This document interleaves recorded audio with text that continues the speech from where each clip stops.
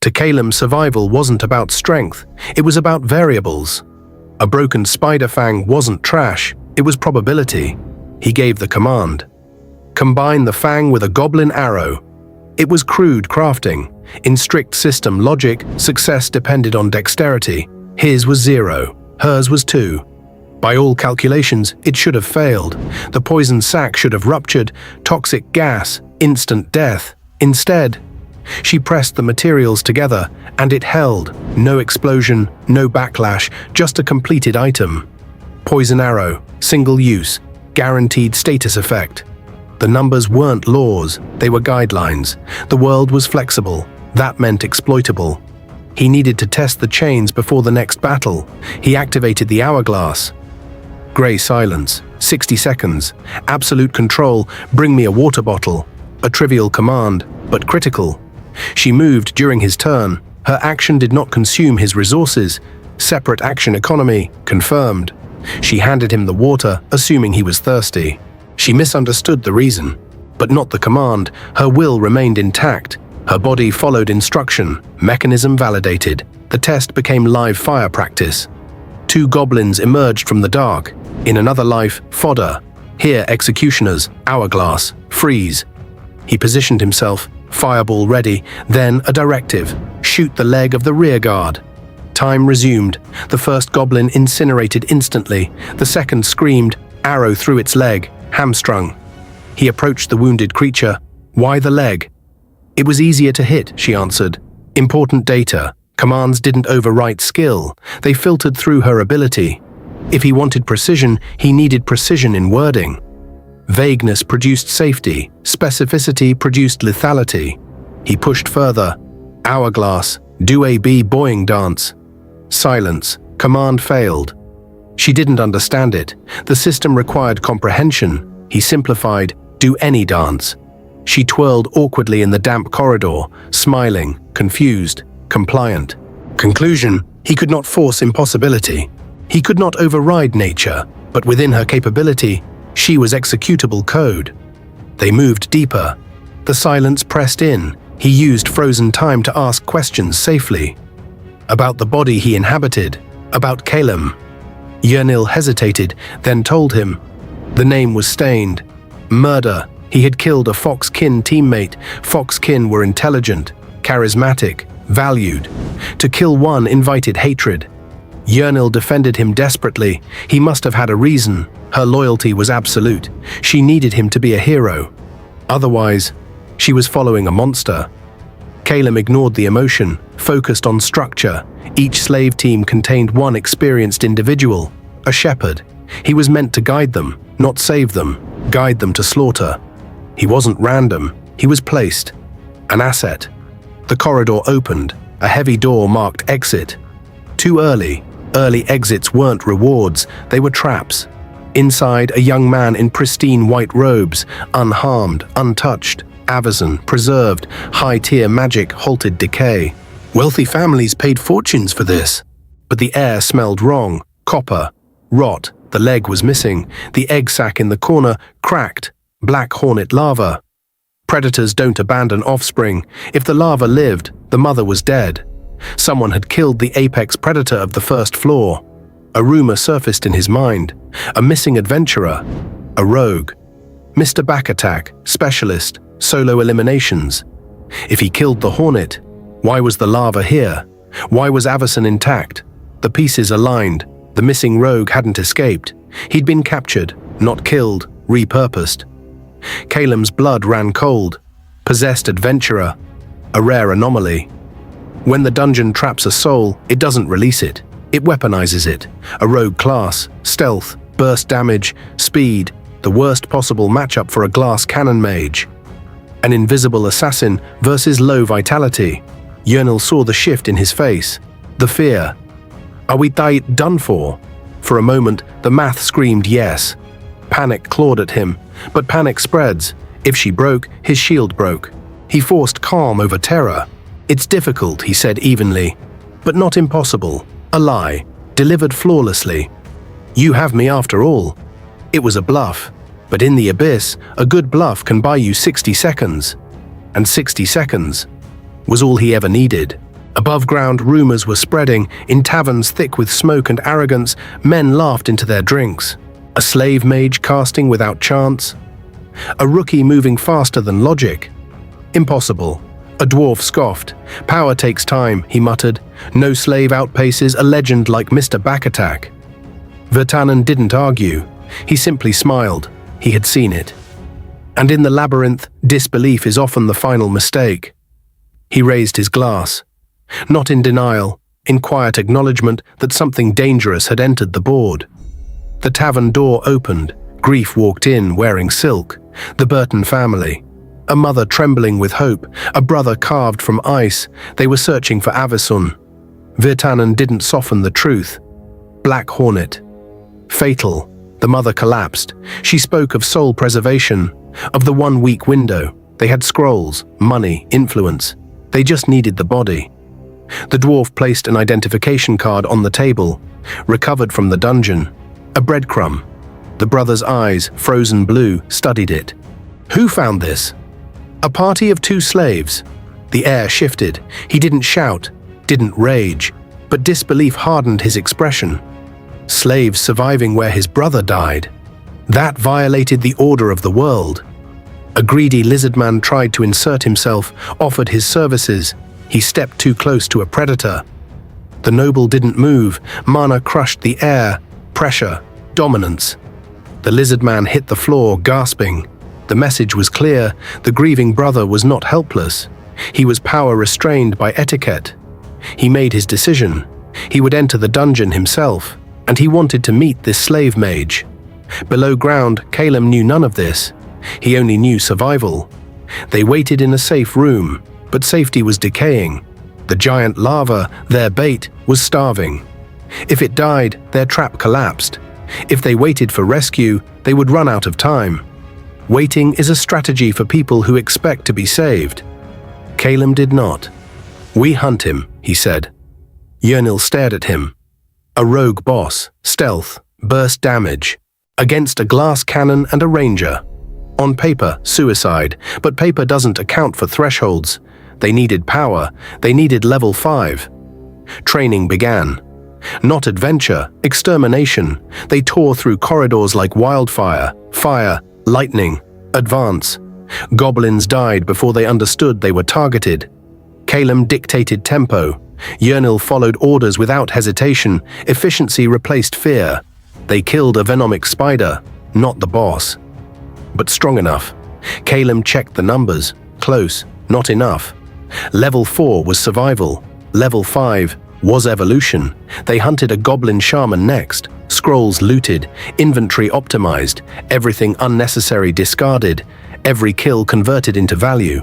Back at camp, exhaustion took its toll.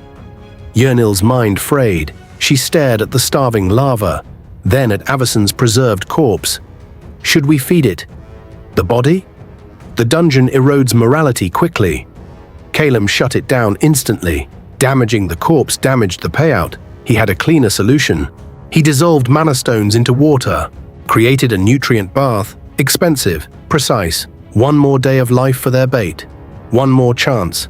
The trap was ready. Now he needed clarity. Yernil offered to take first watch. He refused, not selfishness. Optimization. He needed his mind sharp. He needed to choose correctly. He lay down on cold stone. Yernil stood guard, terrified, trusting. In sleep, the system spoke. Rest state entered. Experience tallied. Level up. Calem, level 5. Yernil, level 5. A selection screen opened in the void. Threshold crossed. At level 5, specialization, evolution. A weapon capable of killing a legend. Mr. Backattack was no longer hunting prey. He was walking into a prepared execution. And Calem was about to choose the method. The preparations were complete. The result looked ridiculous. Calem stood before the exit chamber doors, wrapped in the hollowed white shell of a black hornet egg, dragging a giant squirming lava behind him on a rope. Yernil stared. He looked insane. He looked like a mage who had lost his mind. Calem saw something else. Durability. In the abyss, dignity is the first resource you discard. The eggshell had one purpose: absorb a back attack, and he knew one was coming. They stepped inside. Darkness swallowed the room, then a flash of crimson. The rogue dropped from the ceiling, red hair, dagger drawn, smile twisted with killing intent, no hesitation, no warning. He moved faster than sight, a blur aimed directly at Calem's spine. The blade struck. The eggshell cracked, but held, exactly as calculated. And in that fraction of a second, the world turned grey. Turn-based hourglass activated. The rogue froze mid-air, dagger pressed into white armor.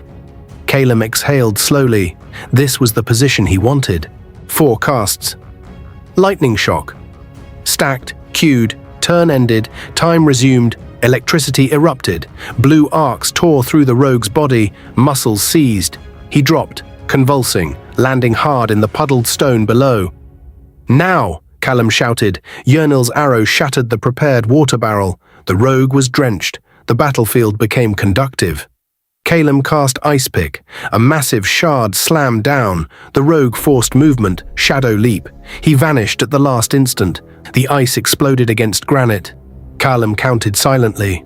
1 mobility skill burned, another Ice Pick. Again, shadow leap. Desperation creeping in. The floor froze over, footing unstable, options shrinking. The rogue took to the walls, running vertically, launching a projectile.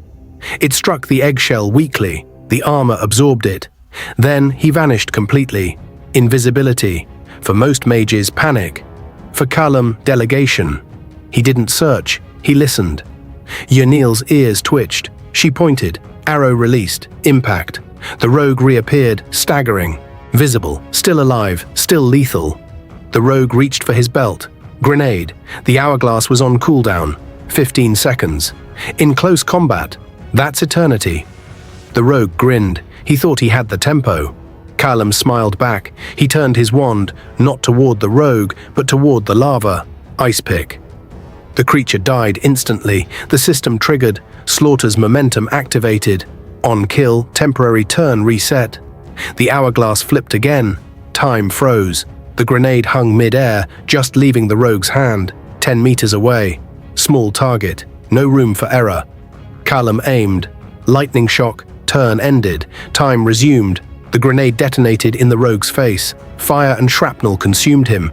He slammed into the frozen wall. Smoke filled the chamber. Yernil cheered. Calem didn't. Position check. She pointed into the haze. He cast 1 more Ice Pick. The shard pierced through smoke and impaled the rogue to the ground. Frozen. Immobile. Finish it. Yernil released the poisoned arrow. Direct hit. Venomic toxin entered the bloodstream. 20 damage per second. No visible health bar, only trust in math. They waited. The rogue trembled.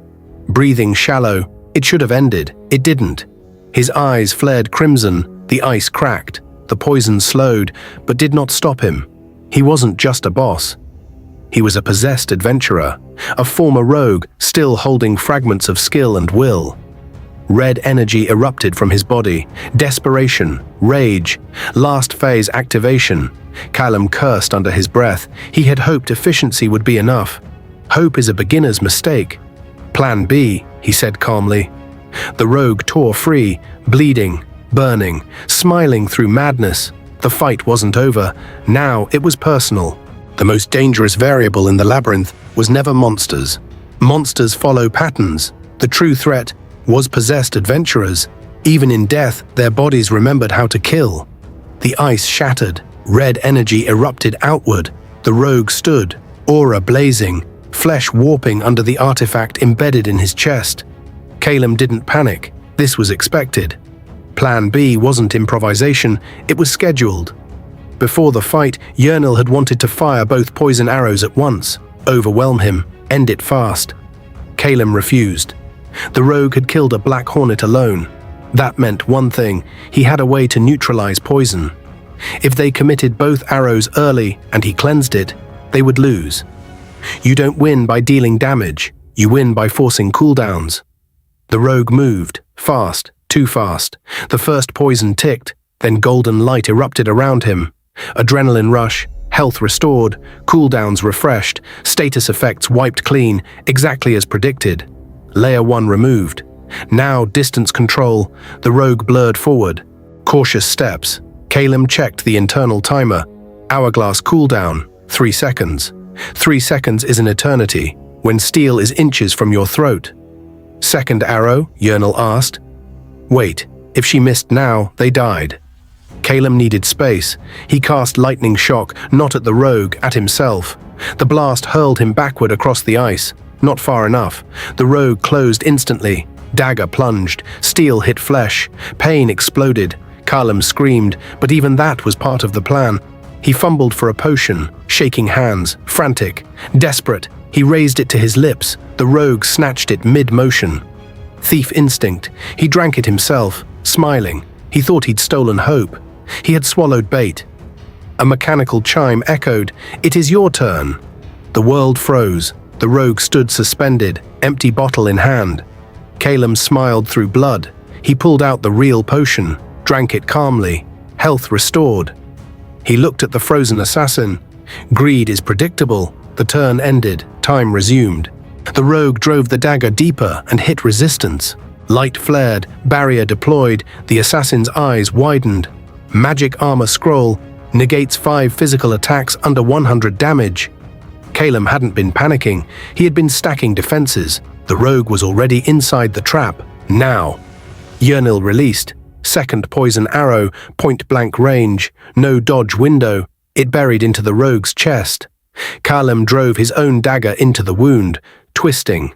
The red aura flickered. He tried to cleanse, but adrenaline rush was on cooldown. Poison flooded his system. He slashed wildly, desperate. Caleb didn't dodge. He drank another potion. Out healing the damage. Trading resources for certainty. No gambling, no pride. Just math. The rogue staggered, collapsed. The red light in his eyes dimmed. And finally went dark. Silence. Real silence. Caleb leaned against the frozen wall, adrenaline fading. Yernal rushed to him, crying, shoving more potions into his hands. He drank them all. Not because he needed to, because certainty is worth more than pride. The fight had never been guaranteed. It had only been calculated. Yernal looked at him in awe. She thought her final shot was luck. It wasn't. At level 5, Caleb had selected her evolution. Artillery strike. Once locked, her projectile ignored obstacles. Low ground, smoke, cover, irrelevant. She hit because the system ensured she would. He didn't tell her. Confidence born from belief is stronger than reliance on mechanics. The exit gate glowed softly. 2 spots remaining. Caleb looked at the rogue's corpse, then the fallen priest from earlier. Waste nothing. In the abyss, even the dead are resources. He lifted the bodies, trophies, proof, value. The gate shimmered ahead. In this world, hesitation freezes you. Action lets you leave. Caleb stepped forward, alive, upgraded, and no longer prey.